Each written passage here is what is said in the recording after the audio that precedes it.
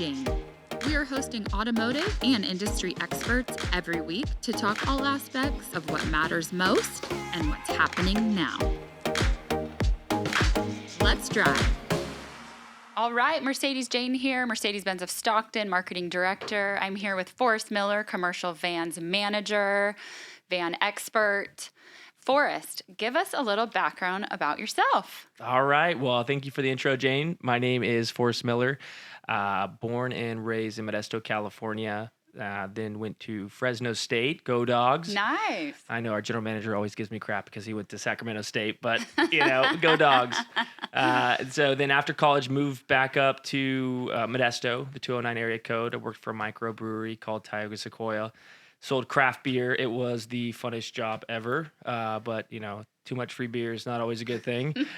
So, had to get out of there. And then I started selling cars at the old dealership off West Lane. That was fun. It was quite a bit different from selling beer because I worked out of my house and I just ran 11 counties. So I'd go to places, I ran my own schedule, did everything else, didn't have to report to a place every day. And then selling cars, I'm like, I got to be here all day. It was quite a big change. But then we moved to the new dealership and the vans started showing up. We had never sold vans before, so no one knew anything about them. And I'm just curious, ADD, can't sit still. I'm just like, hey, what are these things? Like, what are these? They're kind of cool, No one knew anything. And so when we finally were able to be turned on for vans, they said, do you want to sell them? And I'm like, sure. How do I sell them? Well, we don't know. We've never sold them. Go figure it out.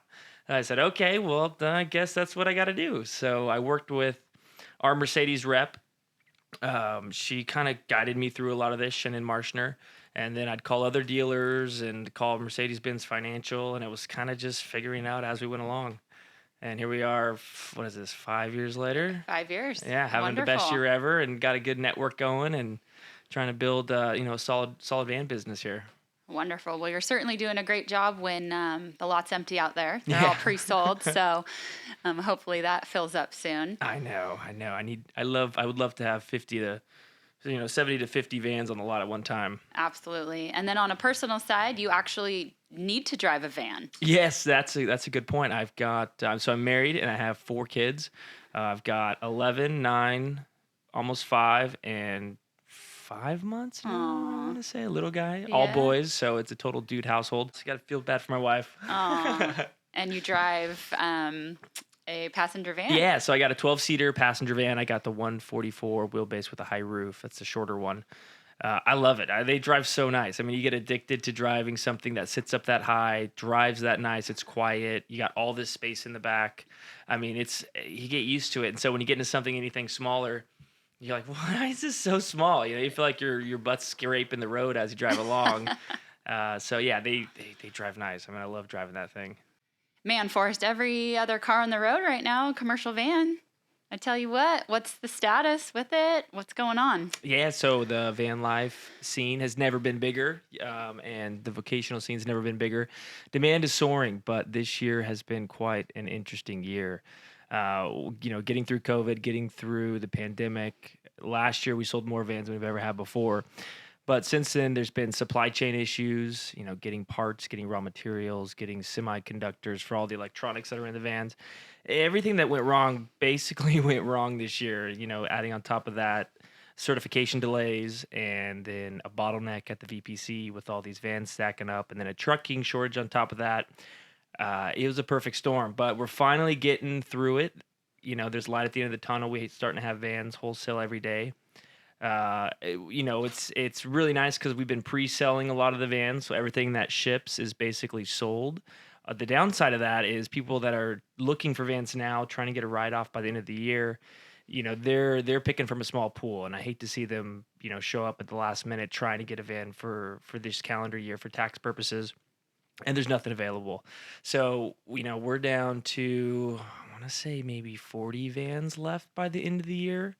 So we're just trying to get the word out to let people know, don't wait, reserve one now because we hate for you to show up to try to buy a van and then there's nothing left. So, absolutely. Yeah. So what's in the pipeline? Sprinter, mattress? Yeah, mainly Sprinter. There wasn't a lot of mattresses built this year. There was a huge deal, I want to say about 18 months ago with United States Postal Service where they bought, I want to say it was around 28,000 Wow. mattress fans to replace those old mail delivery trucks that you used to Yes. see, Very and they were cool. all right hand drive, so it was kind of a big task. But yeah, because of that deal, the dealer network didn't really get a whole lot, and this is going on, I want to say, the second year where mattress has been pretty limited. So bulk of it is Sprinter. I think we might have one mattress left.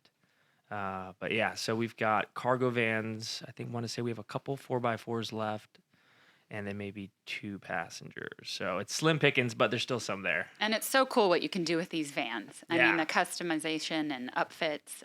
So, what's your recommendation there? Contact you. You work with the upfitter. Yeah, so we have a preferred upfitter group. Some of them are master certified through Mercedes-Benz. Some are just really good, but they're not master certified. So we can plug you into any of those guys. We can work with anybody you like. We're not set with these select bodybuilders, but we do a lot of business with them. We like the product. I don't like to push a company's product that I don't know about or I don't like myself. So we vetted them, and they're great people as well. So companies like El Capitan, Automotive Design and Fabrication, the Mountain Standard, sorry, Iconic, Sprinters in Texas, Geo Vans up in Chico. Those are some of them. So Very cool. yeah. So, when you say 40, those are at the VPC. Yeah, those are at the port. There's just a huge bottleneck right now, and there's a trucking shortage. So they've been sitting in ready to ship status. I don't even know. I mean, some since May. So, they are available. Yeah, some are available. I want to say there's probably 6 there that are available. Everything else is already Wow. pre-sold, so we're just waiting for them to ship out so we can deliver them to the client. Gotcha. Yeah. I know, it's a crazy time. I miss the days where there was 50 on the ground and you want a silver one. I don't have one. I can get one from this guy over here, and you can trade. Right. I mean, I haven't traded a van in, I don't know, maybe once this year. It sucks for the consumer because they come in expecting to get a van and they show up and nothing's here, and it's like, I can get you one in 4 months. 4 months. My car broke down yesterday. I need a new one. Yep. Sorry, man. Gotta do what you gotta do right now. I wanna Interesting help. times. Yeah. And then, as far as Mercedes-Benz of Stockton and what makes this dealership so special, what would you I mean, say? it starts at the top, Ron Barbarian and the family, and then Brian and the business office. I mean, they really set the tone, and it's relationships. It's do the right thing. Don't worry about the dollars at the end of the day. It's do the right thing. Is the customer happy? Are they going to refer you? Are they going to buy their next vehicle from you? Always doing something to elevate the customer status, and that really shows. And it's nice because it's not a corporate store. You're not just a number on the board. It's a family feeling around here, and I always joke around. I mean, I was in a fraternity at Fresno State, but I always joke around that coming to work here is kind of like being in a fraternity house. Everyone's got their roles. Yeah, you're in charge of marketing, you're in charge of sales, and we all have this own house that we try to, build up and make it the best thing we possibly could. So Well said. yeah.